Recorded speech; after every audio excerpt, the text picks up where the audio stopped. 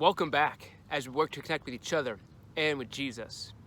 I grew up in a rural area, and now you can see I'm doing this video from a cornfield. But one of the things I've come to realize is that farmers are crazy. I mean, think about all that they endure for farming. I mean, their livelihood is dependent upon many things that are extremely outside of their control.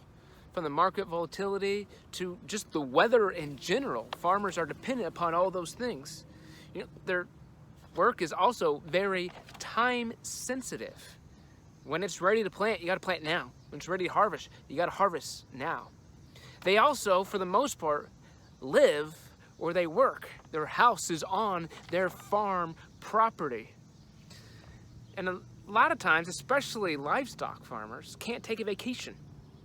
You can't go anywhere. There's always work to be done. A farmer's work is never concluded. But as I think about farmers and how they're crazy, I think that's exactly what Jesus calls his followers to be. He calls us to be crazy. So there's a lot of times where the work that Jesus calls us to do is completely outside of our control. It's about Jesus calling us to be obedient and Jesus working through us. We also are supposed to work where we live. Our work is never done. We can't take a vacation. Now we can take rest, but we never take rest from being a follower of Jesus.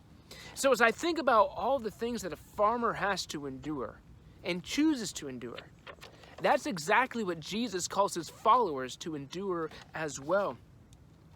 But sometimes we don't have everything we need.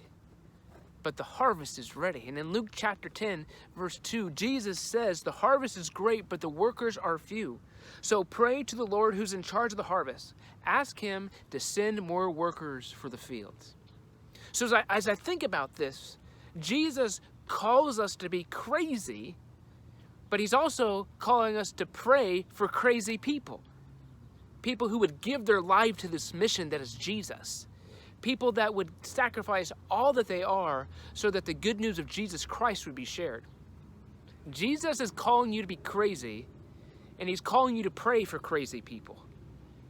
And it's exciting, it's exhausting, it's never ending, but it's rewarding and it's meaningful. That's the craziness that Jesus calls you to be. Stay connected to each other and to Jesus.